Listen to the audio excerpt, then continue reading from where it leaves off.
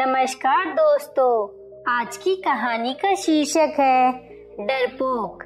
लगभग 200 वर्ष पुरानी बात है।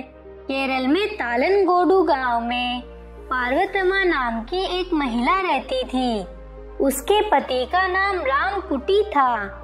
रामकुटी राज दरबार में एक कर्मचारी था, जहां वह इतना व्यस्त रहता कि यह कह पाना भी कठिन होता था कि वह घर कब लौटेगा। पार्वतम्मा अपना ज्यादा समय भगवान सुब्रमण्य की पूजा में बिताती थी। वह सदा उसी की भक्ति में लीन रहती और उससे याचना करते हुए कहती, स्वामी, तुम कब मुझे दर्शन दोगे?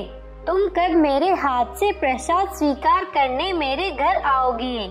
एक दिन जब पार्वतम्मा हमेशा की तरह भगवान के सामने याचना कर रही थी, तो पुजारी भगवान की मूर्ति के पीछे छिप गया और वहां से बोला, हे भक्तिन, मैं तुम्हारी भक्ति से बहुत प्रसन्न हूँ। आज सूर्यास्त के समय मैं तुम्हारी यह याचना पूरी करूँगा। मंदिर में भगवान की आवाज सुनकर पार्वतम्मा खुश हो उठी। वह तुरंत अपने घर की ओर चल दी और भगवान को भोग लगाने के लिए तरह तरह के पकवान तैयार किए। वह फिर प्रतीक्षा करने लगी। शाम हो रही थी। इतने में उसे एक भिक्षक की आवाज सुनाई दी। वह पार्वतम्मा के घर के बाहर खड़ा जोर से जय सुब्रमण्य कह रहा था। उसे देखकर पार्वतम्मा को लगा कि शायद सुब्रमण्य स्वामी इसी रूप में आए हैं। वह उससे बोली, पधारिए पधारिए स्वामी, पधारिए पधारिए स्वामी। यह मेरा अहोभाग्य कि आप मेरा आतिथ्य स्वीकार करने के लिए पधारे। यह सुनकर भिक्षुक बोला, मैं एक साधारण भिक्षुक हूँ, मैं भिक्षा लेने आया हूँ। लेकिन पार्वतम्मा ने उसकी बात पर ध्यान नहीं दिया, बल्कि वह उसे घर के भीतर ले गई। भिक्षुक को एक आसन पर बैठाया और उसके सामने पत्तल बिछाकर उस पत्तल पर थोड़ा थोड़ा कर पकवान रखने लगी। भिक्षुक बड़े मजे से उन पकवानों को खा रहा था। जब वह खा रहा था तो पार्वतम्मा ने भक्ति भाव से ओतप्रोत होकर उसके गुणों का बखान करते हुए भजन गाने शुरू कर दिए। सूर्यास्त हो चुका था, इसलिए पार्वतम्मा ने जल्दी से दीप भी जला दिए। तभी बाहर दरवाजे पर खटखट हुई। पार्वतम्मा दरवाजे की ओर दौड़ी और देखा कि पुजारी बड़ा सज धज कर खड़ा है और साक्षात भगवान सुब्रमण्य दिख रहा है। पार्वतम्मा को अब अपनी गलती का एहसास हुआ। खैर, उसने तुरंत भीतर आकर उस भिक्षुक को घर की टांड पर छिपा दिया। टांड में पूरी तरह अंधेरा था। अब पार्वतम्मा ने पुजारी को भीतर बुलाया और उसे भोजन करवाने लगी।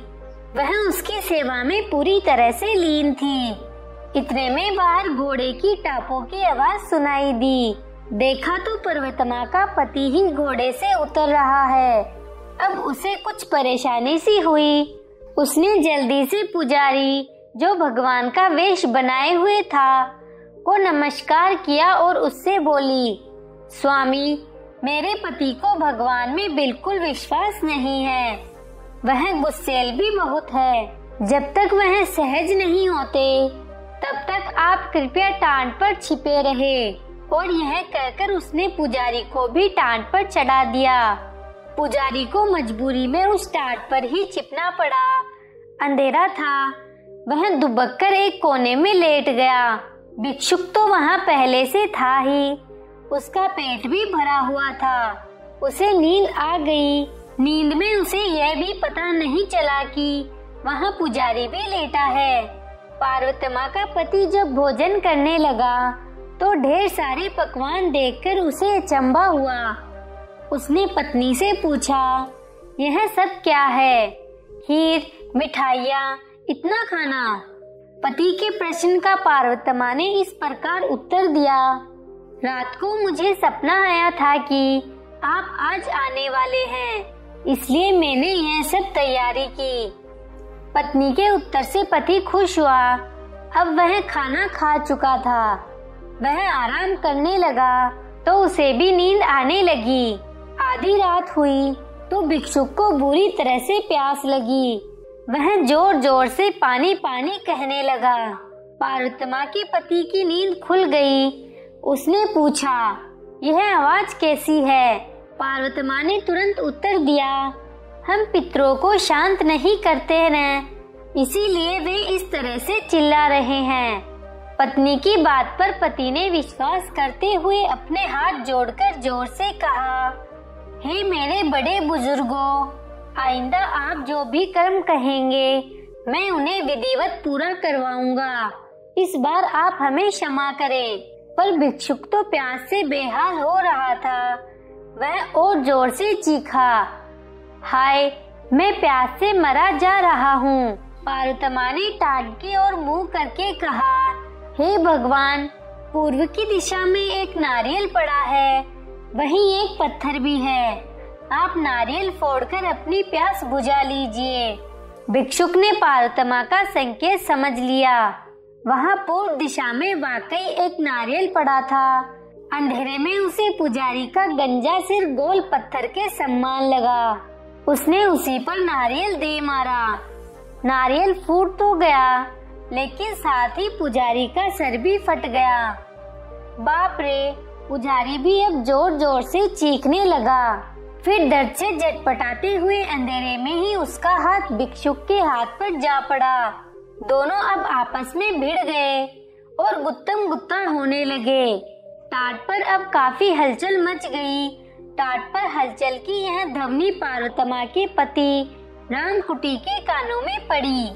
वह डर गया। उसे लगा कि जरूर वहाँ प्रेत आत्मा है। पार्वतम्मा ने इस स्थिति को भी संभालने की कोशिश की और अपनी आवाज में डर लाकर बोली, उफ, पितरों ने अब यह उग्र रूप धारण कर लिया है। मैं इनसे रोज प्रार्थना करती थी कि ये आपके लौटने तक शांत रहें। लगता है अब इन्हें पता चल गया कि आप आ गए हैं। इतने में लड़ते लड़ते भिक्षुक और पुजारी टाट से नीचे आ गिरे। बड़े जोर की आवाज हुई। रामकुटी डर गया। उसे लगा कि उसके पितर उससे रुष्ट हैं। वह डर के कारण अपने होशो हवास खो बैठा। वह गिरता पड़ता जल्दी से अपने घर के बाहर की ओर दौड़ा और एकदम घोड़े पर सवार होकर उस पर चाबुक बरसाने लगा। लेकिन ताजुब की वे चाबुक स्वयं उसकी अपनी ही पीठ पर पड़ रहे थे। अब रामकुटी और भी घबरा गया। उसे विश्वास हो गया कि उसके पितर उसका पीछा कर रहे हैं। वह बड़े जोर जोर से याचना करने लगा, मुझे छोड़ दीजिए।